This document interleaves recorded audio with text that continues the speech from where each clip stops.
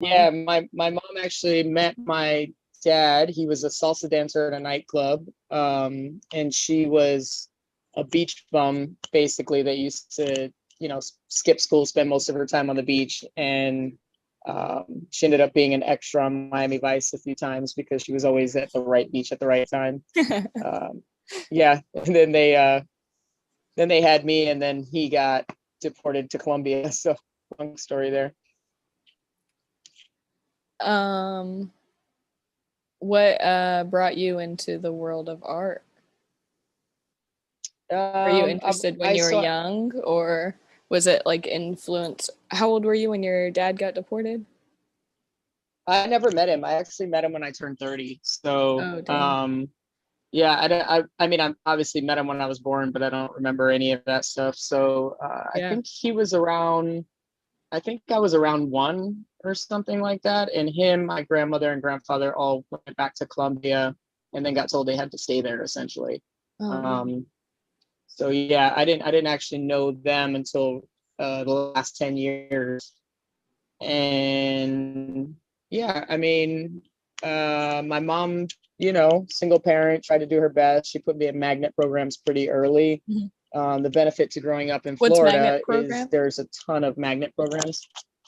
So it's essentially a school that lets you sort of prioritize what you want to be, as an artist. So I went to an elementary school that had a focus in dance, theater, art.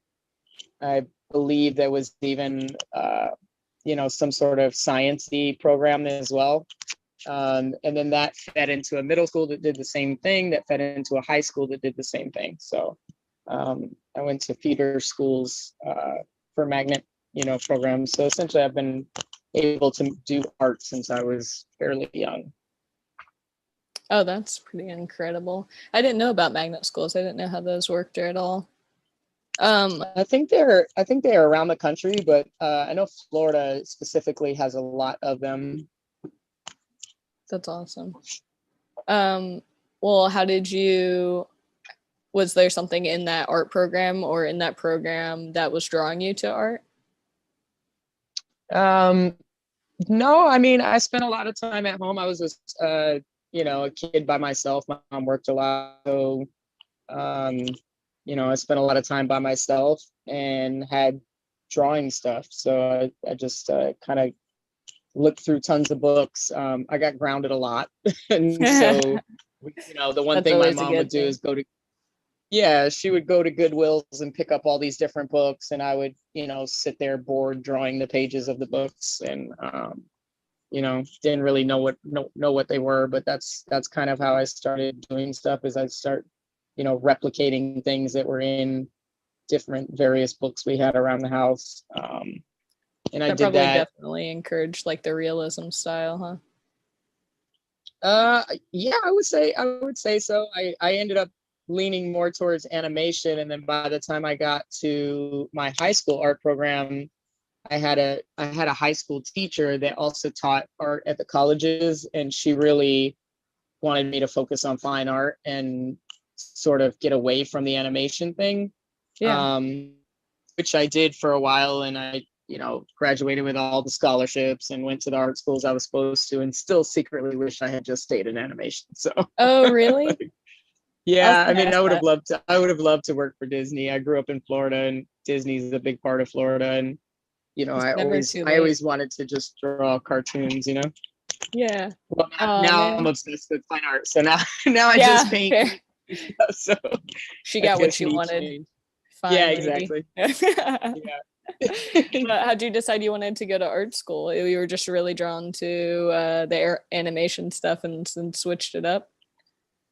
Um, well, I went to the high school, and we got a very sort of strategic layout of what our, like, we got a big syllabus, and it was, all these different assignments, and she made sure that we were judged by Princeton, and they gave us these like AP level grades, and she had good connections with different colleges, so they would come down and scout us out, look at our work, and you know um, do all that sort of stuff. So I actually got That's my first. incredible. It was pretty incredible.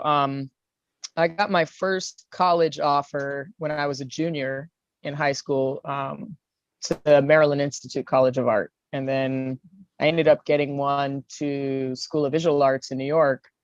And, I basically followed through because I needed, at the time I felt I really needed to get out of Florida, to really actually learn anything and figure out who I am as an artist and all of that stuff. I knew I needed to leave to grow. Yeah. So I got a job at a summer camp, Mariah Carey summer camp, teaching art classes, and got a flight paid. Mariah Carey summer camp. Yeah, and I jumped on a plane and went to New York for the summer and got enough money for an apartment, went down and started working while I went to school. So how old were you then? I think I just turned 18. I was like 17. I was 17 when I got on the plane the first time to go see the camp, and 18 by the time I started working. So you were in New York City? In the city? It was upstate. It was upstate New York. My first visit, I went to New York City to see the school, and then went upstate to see the camp and all of that stuff, and then got the job, and then came back home to Florida, packed whatever backpack I had, and then went up back to teach at this summer camp so that I could get a deposit permit. That's pretty ballsy to move up to New York by yourself at a very young age. I think most people that move to New York at a young age do it then because they have the balls then. And later on, if you think too hard about it or your logical brain sort of sets in, it's a lot more intimidating. You just never you just sort of make every reason why not to. And when you're young, you're usually running from something or to something. So I always find that young people, move to bigger cities and worry less about it. I'm sure I put myself in all kinds of situations I shouldn't have been in, but So the school was in the city and everything. It wasn't overwhelming? Yeah, it was completely overwhelming. I ended up dropping out. I went to the school and, I just was on a different level of like learning curve. I got there and, my logical brain was like, okay, you have some scholarship and some you got to pay for. And, I'm in these classes and this guy's teaching me how to draw on it. I'm in this class with, I guess they call it the foundation year, and you're in the school with all these different, graphics, and this person wants to be a fine artist and that person wants to be a graphic designer. And so the teacher's teaching on one level. Now, the downside to going to magnet programs your whole life is when you get to the college freshman year, you've already done every assignment when you were 15. So you think you know everything and you're not looking at it for what you could learn. You're looking at it like, I'm paying you to teach me and I already know this. And you're why like am a I in the class 17 with or this 18-year-old. You're like, what the fuck, man? Yeah. I've already done this. What do you want from me? Like, so I got kicked out of I think like 2 or 3 classes actually, and my counselor had to put me in night school with 30-year-olds because they had like a continuing education program, and in the night school they would teach like 30-year-olds who already worked in a position but they were also part of my core group of classes I needed to take. So I ended up going to school with like 30-something-year-olds. How'd you end up getting kicked out of the classes? What were you doing? Well, those were like, typography to graphic design, all the way to, painting 101. Mm-hmm. All very interesting things. I mean, what were you doing to get kicked out? Were you yelling at them? Oh, sorry, you froze. Sorry, you froze. Yeah, me too. What were you doing to get kicked out? Were you like just not showing up because you were bored or you didn't want to do assignments?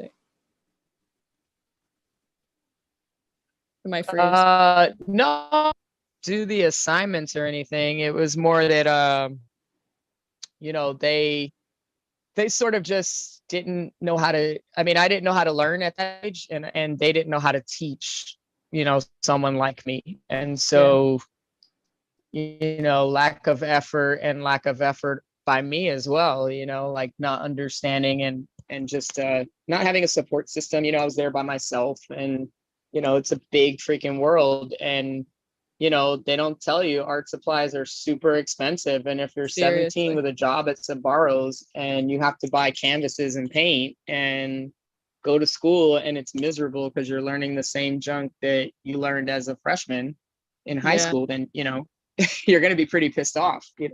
So I just ended up I gave it one more try. I went to MICA. After that, I transferred over to Maryland School of Art, and they were all about getting into the New Yorker as an illustrator. Like, it was their thing. You have to get into the New Yorker. And I was like, F this. And I was like, I had my first girlfriend, 9/11 just happened. I was like, done. I went back to New York and started working bars. And that was that. Was that the moment that you just decided to quit art school? Yeah, basically I had worked at some restaurants down in Baltimore's like Inner Harbor, and I worked at an ESPN, and they basically were like, we could transfer you up to New York again. So I moved back to New York. I was dealing with stuff like first girlfriend, you can get money as a waiter, and I was going to this art school and I wasn't vibing with it at all. So I just went back to New York, transferred back to that. I actually transferred. My manager, his twin brother was working at WWF, and I actually transferred and got a job at WWF. So I started working there for the as a wrestler, of course. Back in New York City. Didn't you have a stroke during that time? I worked the green rooms. So I got the version of I guess what a lot of young people get is called Bell's palsy. It's essentially like a minor stroke due to stress. That was one of the reasons I went to the hospital, and they basically said, you can take this medication or you can find your happy place, is essentially what the nurse said to me. And I was like, well, I'm not really happy here. I was happier in New York. And so I went back to New York, and 2 weeks later I was back to normal. Like a medication to make you less stressed out? I don't think I was more familiar with that kind of stress. Is that what they meant by find your happy place? Take away more of the stress that was causing it? Or what do they mean by that?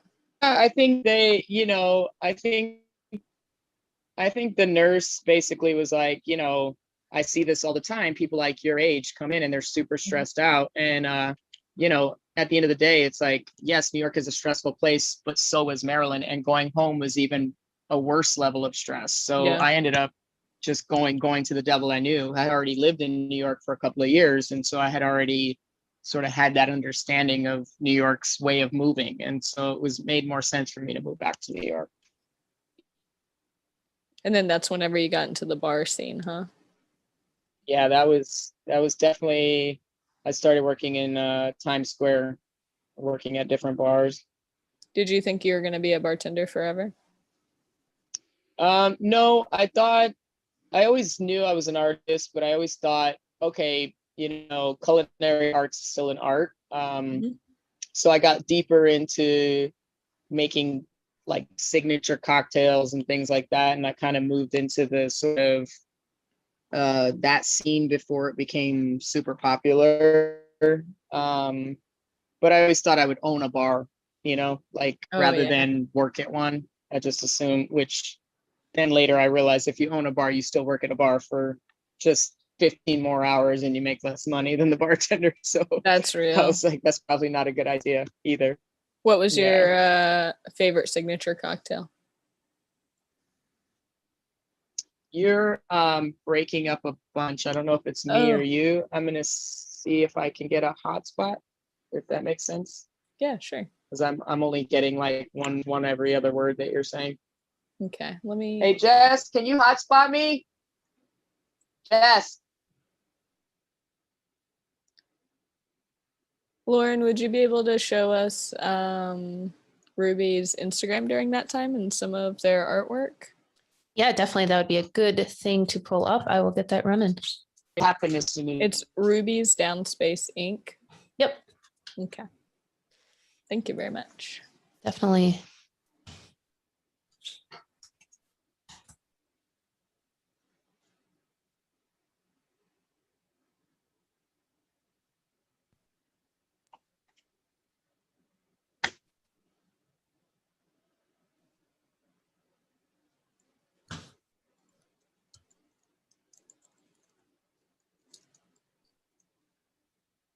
Ooh, Right. nice. All right, so Ruby does this watercolor and realism style. That is interesting. Are you there, Ruby? Hey. How'd the Yeah, hotspot go? yeah. So, I think that's a bit better now. Yeah, actually, I think you're breaking up less on this end. We were Yeah, just okay. talking So about some of your tattoos. We were talking about your watercolor style. How'd you get into your watercolor style? so that's actually pretty interesting. I do a lot of Europe conventions. My mentor, Big Jaz, was doing a convention in Germany, and he really wanted me to go there. So I did the Cologne convention with him, and we were working with a guy named Jay Freestyle, and he's an amazing artist. And he started showing me a few things while I was in Germany, and then at the time I had just got out of the bar scene and decided to start tattooing full time. I had never done it, even though I've been tattooing for a long time. I've never tattooed full time where that was my only profession. Yeah. So when I went to Germany, I was actually still working in bars, and I decided to give tattooing a full-time go. I started working at Artistic Element, which is women's shop. And then when I was at his shop, I had the opportunity to bring over guest artists. And so I went to Germany and I, met Jay Freestyle, and, I told him, I said, hey, why don't you come to Artistic Element, work for 10 days. You could stay in my house, just teach me everything, in 10 days. And so, yeah, so basically, I watched him tattoo a bunch. He tattooed my thigh for me. And we just talked techniques, and, we'd stay up in my kitchen and argue because he basically didn't think you had to paint. I told him you have to paint to be an artist. So he actually started painting because of me in oil, because he only did watercolor paintings. And I was like, you really got to paint in oil, and Yeah, we'd have that's a these whole like late battle, night right? discussions. Of like how people think Oh about yeah. watercolor and versus oil. Oh yeah, and now he's James Asher Art and has his own like oil paint page. It's amazing. It's amazing. I mean, he's an amazing artist in general. But it was kind of funny. We were at I went to his seminar in Australia because we worked a convention there together. And during his seminar, he's like, "And you have to oil paint," and he was like, "Who told me that?" And but he came over to the shop, and I got just a 10-day like immersive like class from this guy. And I wish I had gotten it in more recent time, and I may go join him and like, watch again for another 10 days. But yeah, I mean, getting to see like one of the more innovative styles of that technique, it was priceless. You know what I mean? So he really, when he left, I was super inspired, and I probably painted, 100 watercolor paintings after that, and tried to sell them as tattoos and sold them as watercolors instead. Like, yeah, pretty much sold them all. But I ended up getting to do a few of them, and that sort of led me into paying more attention to the realism, and then paying more attention to just blending multimedia techniques. You know what I mean? That sort of became the basis of anything I do, whether it's tattoos or paintings. And it was, sort of based off that trip, and then that guy, and then like blending the techniques from watercolor into tattooing. When you say blending multimedia techniques, so I work a lot with. I love photography. I don't do photography, but I love it. And then I paint a lot, mostly in oil, mostly oil acrylics. And I do paint a lot in watercolor as well for work.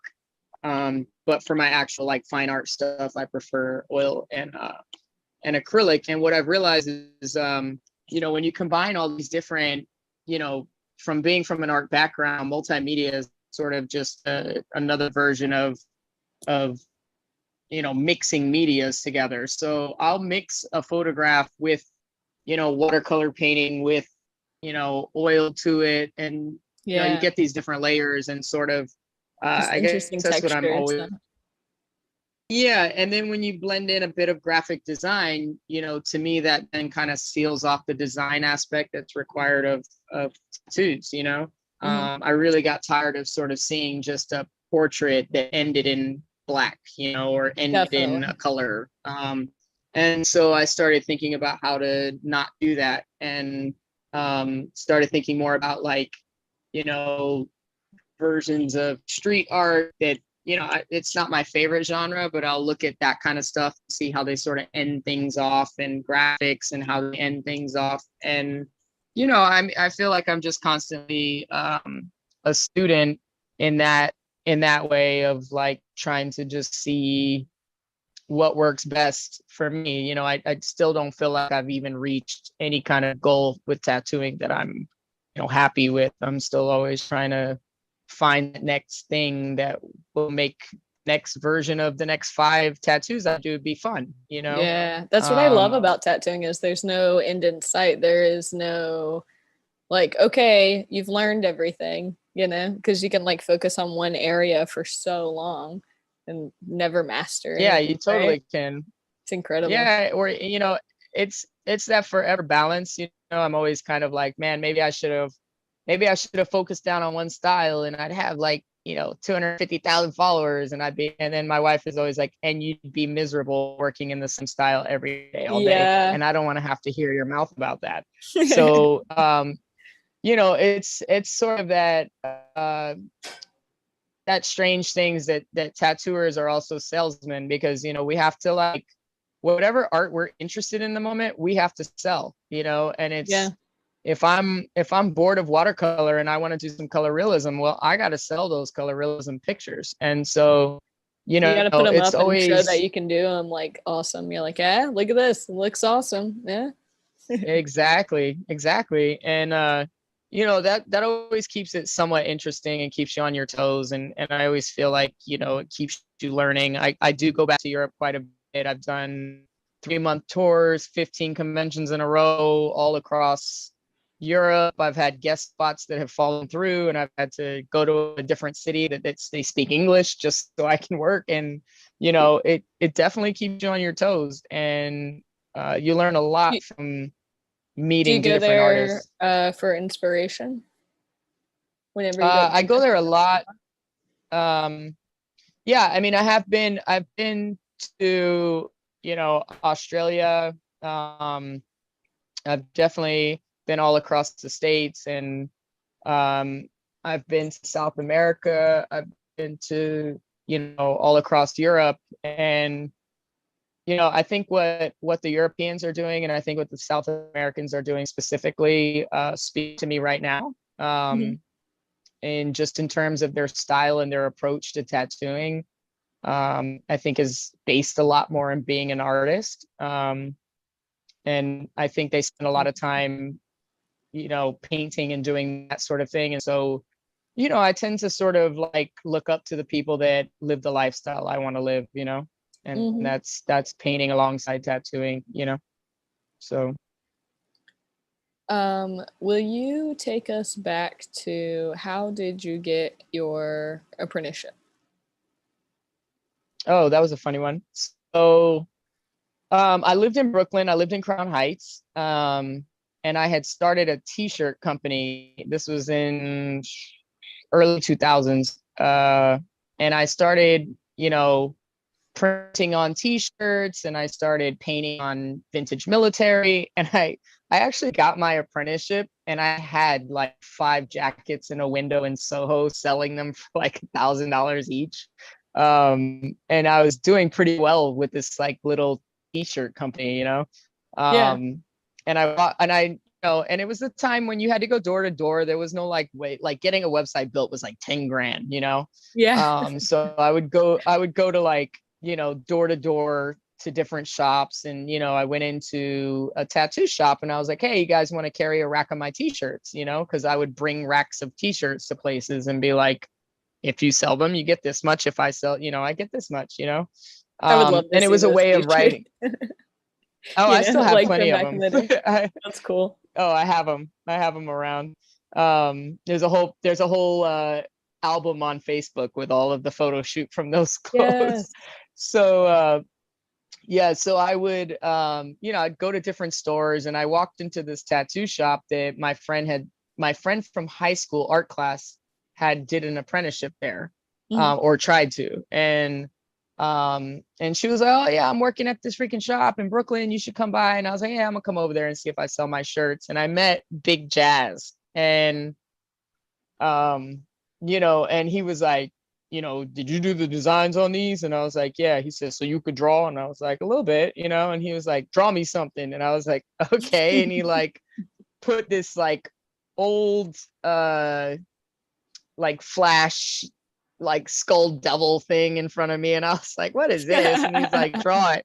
And I was like, you know, I'm not gonna say no to like freaking 350-pound like muscle dude. So I was like, yeah, okay, whatever. And I like sat there and drew it.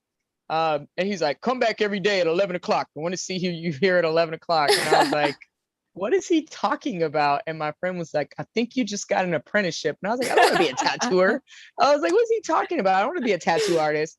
And he's like, you don't know what you want, you know, come back. And I was like, all right, fine, dude, I'll come back. I live like a block away, whatever. So He just I kidnapped started you coming. into tattooing. Oh my God, he totally kidnapped me. He tells the story all the time too, because he's like, Ruby was like, what do you want with my life?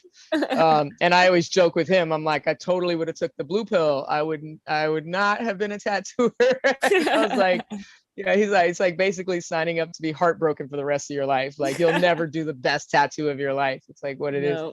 So yeah, so you know, that's how I met Big Jaz. And you know, to this day, like I love that guy. I'll go wherever he's at and work. And you know, so that actual apprentice actually never worked out. And then El Chimu started working there, and so him and I kind of did our apprentice with Jaz. Then Jaz went to LA to learn black and gray, and he started doing conventions. And you know, then he reopened his shop, and I had to reapply as an apprentice there. Oh my God. Like, so there was a gap in there. That's really was a gap smart. in there. He moved to LA to learn black and gray. Like he was like, if I throw myself into like the center of black and gray, then I'll figure it out.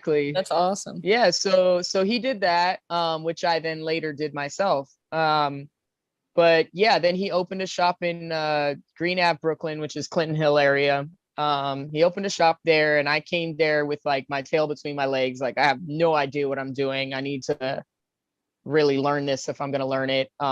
When he went to LA, I went to Paris, and I spent some time there, you know, just looking at art and trying to review what I wanted to do with my life and see if I wanted to move to Europe. And I wasn't sure. And I came back and I started working at his shop, and, you know, I ate a big slice of humble pie, and, didn't feel like I really knew what I was doing at that point. And, you know, a couple years went by. I was working in nightclubs, still freaking bartending till 4 or 5 o'clock in the morning, getting up, you know, going to work at noon at his shop, being exhausted, not putting any time or effort into tattooing, being hungover. And I was like, I got to get out of here.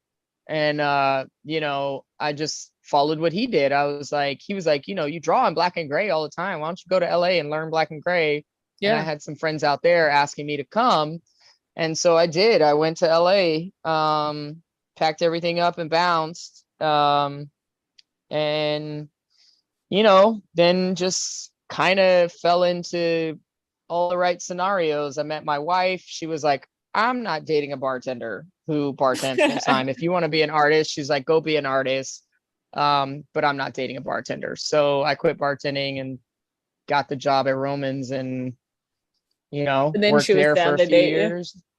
Then she was she married me after actually, that. An artist. I like one of those. Yeah, right. Like not the steady bar money, but the artist money. Okay. Yeah, totally. I can't believe tattooing got you sucked in. Like what happened? Like that first tattoo, you were like, all right, you know, fuck it, I could do this forever. I had already, you know, the thing is I roadied for bands at Hard Rock and stuff. Remember I tell you I worked in Times Square a bunch, and I worked in these green rooms, and I did a lot of work with like bands, and I met Paul Booth. So nice. I actually got tattooed from Jeremiah Barba at Paul Booth's gallery prior to ever meeting Jazz and learning to tattoo. Oh, wow. So I had already had a big tattoo piece. And so, you know, I was always interested in it, and I would ask questions when I was sitting there getting tattooed, because what do you do for 8 hours while you're getting work done? Absolutely. Yeah. And so I would ask all these questions, and then, you know, I ask here and there. And then a couple of the guys there actually mentioned apprenticing and things like that as well. And I kind of brushed that off. And then I landed with Jazz later. So I kind of took that as like a little bit of a sign of like, all right, well, shoot, I guess, you know, I don't want to bartend forever. I don't want to open a bar. So, you know, here I am, you know, like, why not? I think it's super interesting. A lot of these, or like, there's like at least half of these interviews, people are like, they just kind of fell into the industry, you know? It was just like, oh man, it captured me. feel like that's the most appropriate. Yeah, it's the most Yeah. appropriate way, right? Is like you Absolutely. fall into it and you get offered the apprenticeship, or you really fight for one, you know? Mhm. All these, you know, there's a few people just out there apprenticing 5 people at a time and taking their cash and, That's you know, insane. teaching them fine line tattoos. And it's like, I just want to punch them in the face. Like, Yeah, dude, seriously, you I'm know, with you on that. that's part of being in that, you know, half foot in the old world of tattooing and half foot in the new. Is like, you know, you learn the old way, so you get pissed off at the way people are doing it now. And it's like, they have no respect for the industry and what it took to actually be here, you know? Like But I we said, also I don't ate a like big, people being manipulated and taken advantage of. Like a lot oh, of that people too, they're not yeah. even taking their money. They're just like have 5 apprentices. They do all their like shit work for them and then like move them along, you know? Which I mean, Yeah, of course that was they in the teach them older. only one style that they'll never ever actually be able to tattoo with, because when that style falls out of fashion, you're out of a Yeah. job, you know? Everything's every 10 So years. You gotta like either like have like a super specific thing you're dedicated to no matter what the fad says, or yeah, learn a bunch of things and evolve all the time. You know, there's either way. But I mean, exactly. the same thing's not in style forever. They'll all learn, don't Never. worry. And we'll just be like grouchy and old and like, you guys. You're like, we'll just be grouchy and old. I'm like, I'm 40, I'm getting there. Did you start tattooing in 2007? Is that what you said? Or Yeah, it was around like 6 or 7. I always keep track of it by this old like Savage magazine that the shop was in, and my picture's in it. It's like 2000. It's like 2007. So I'm like, it had to be that year, either 2006 or 7. Hell yeah. You're about to hit Yeah. or you're about to hit your sweet 16 soon. Or what I do you think I think? got like What are you doing? another year and change, maybe. Yeah. Nice. Yeah.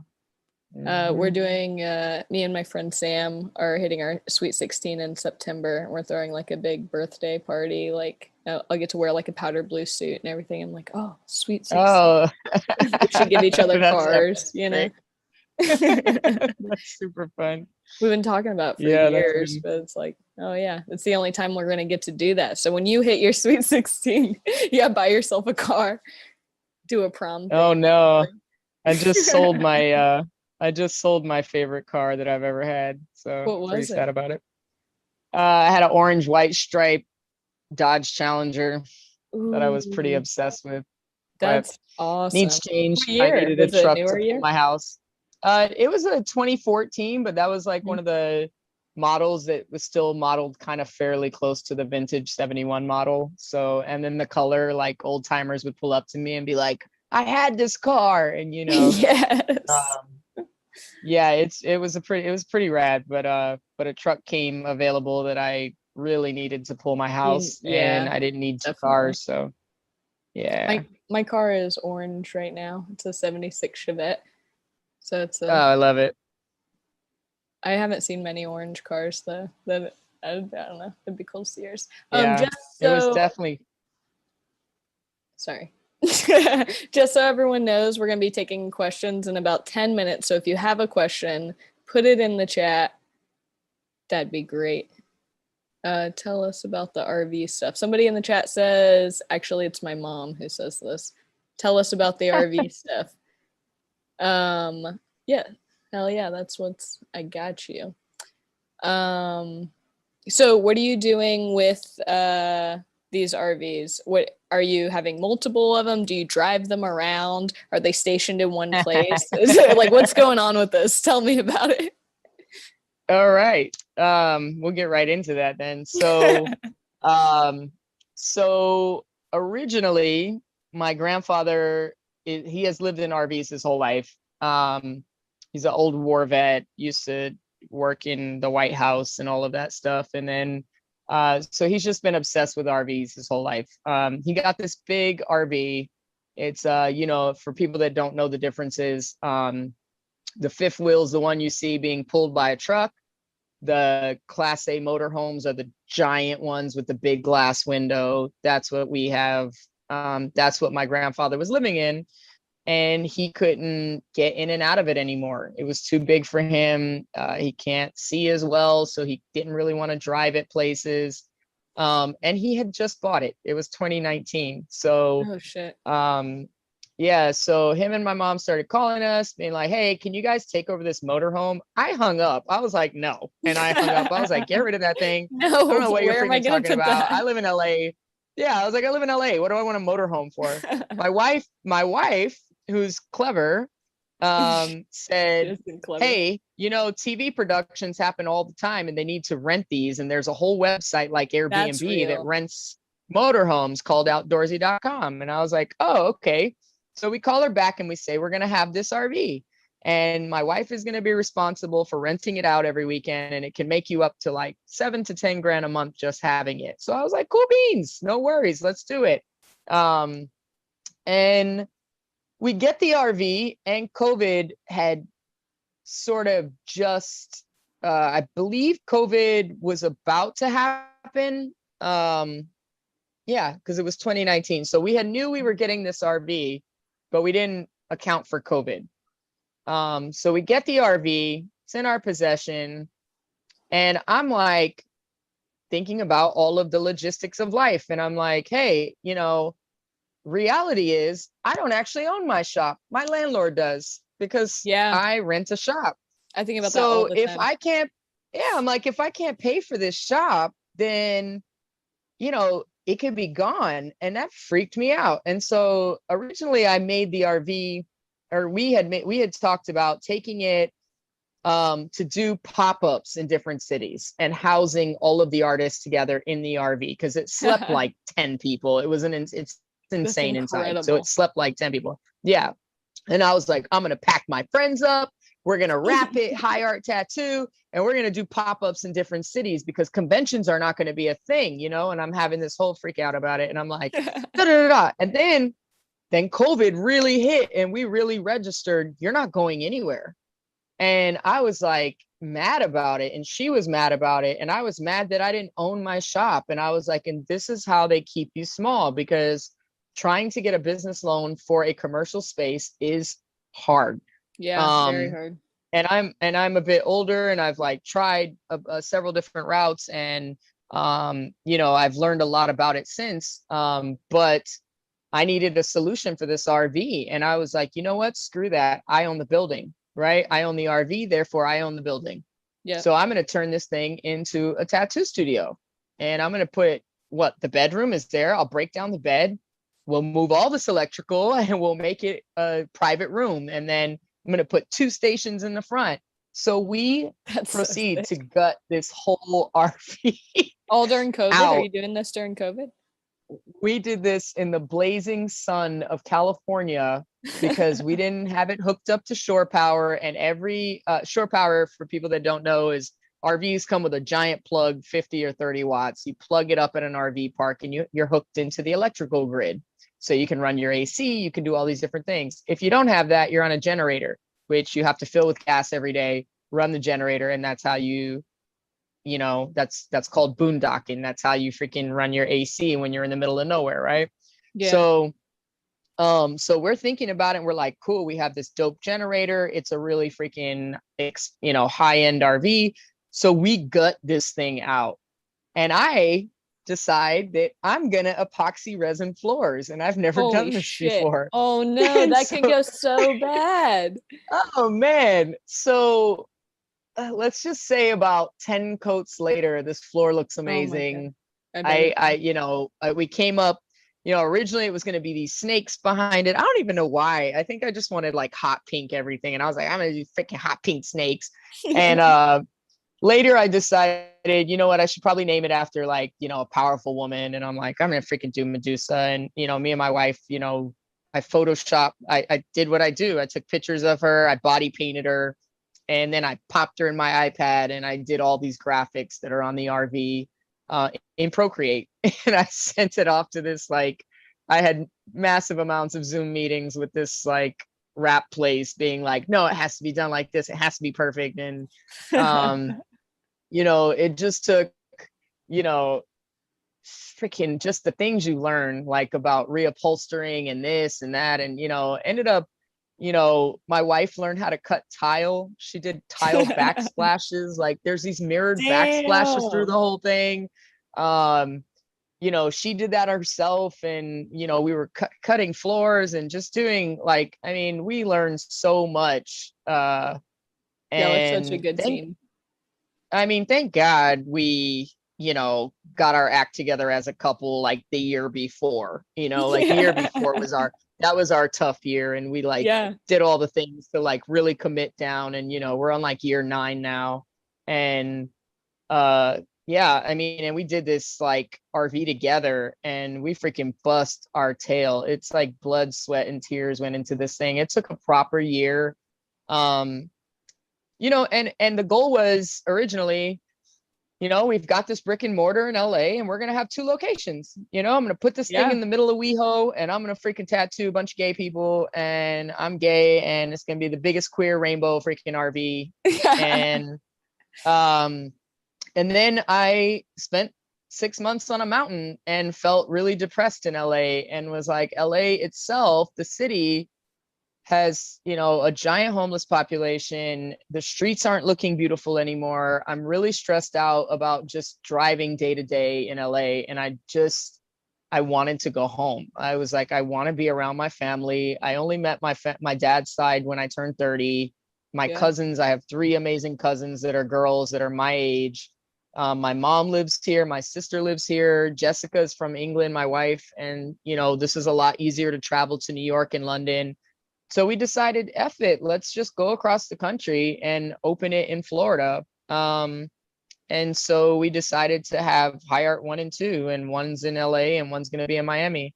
And the goal is to get it up and running in Wynwood and sometimes Hollywood and sometimes Fort Lauderdale. And just, yes, the ultimate goal is to do another one and have multiple locations, preferably in the same city. Where do you providing to do this? Do you go to the parks? Do you tattoo in the parks? Well, do they let you? Well, ideally you I guess you could get away with tattooing in the parks. No, currently they actually do not allow RVs or motor vehicles or anything on wheels to be tattoo shops. So currently we are dealing with changing the law. That doesn't make any sense. It makes no sense because there's a blood bank in Publix grocery store parking lot right now doing bloodborne pathogen work in an RV. Yeah. And I mean, we have like sex STD testing out here in RV. Oh yeah. Like LA and California wasn't a problem. The thing was we moved. And so now, now there's something to be said about being the first. There are other mobile shops. There is no luxury one of this stature anywhere in the country.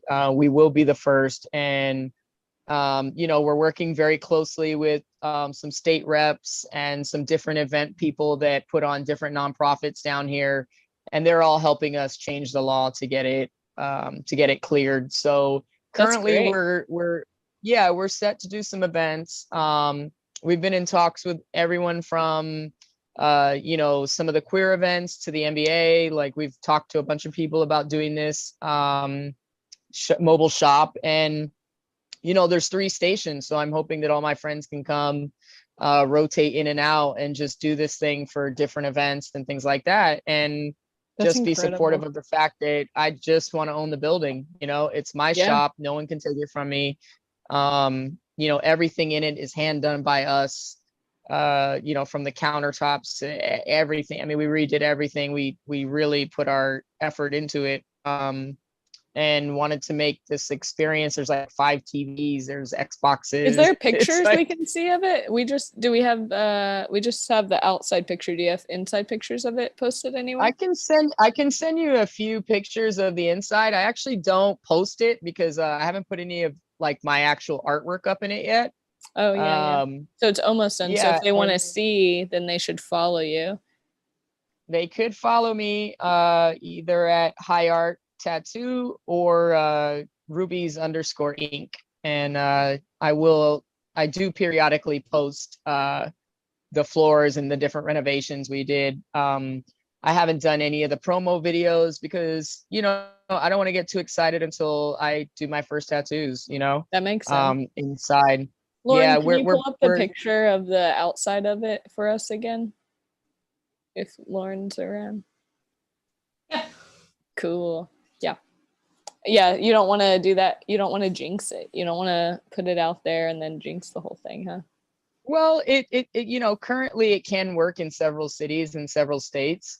So I could just essentially just drive it, you know, wherever I feel like doing events. And that will be the goal.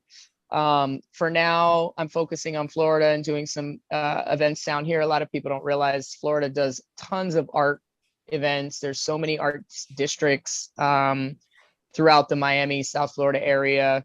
They do a lot of gay prides. They do a lot of just queer sort of events in general, which is great for us because we can always just show up and be a part of the event. So, you know, we're set for a small event, should be around October, called Girls in Wonderland. And it's just a like, you know, I say small, but it's like 3,000 lesbians for the weekend partying. So we're going to just park it there for our first like sort of soft advertisement, and won't be doing any procedures, but it'll be there for that. And, you know, the goal is to have more than one of them, like I said, and we'll see how it goes from there. But this is just, you know, a project we really believed in and wanted to start doing, you know? Yeah, it sounds really awesome. I'm going to check the YouTube. I'm going to check if anybody has any questions. We'll answer those. I can't wait to see this RV all finished too. Doing any procedures. Let me pause that. Cool. I really love how my voice sounds. It's awesome. I hate it so much. Okay, let's see. There are a few people who are talking about how amazing you are. I love Ruby's authenticity from Deborah. Ruby's awesome from Ginger.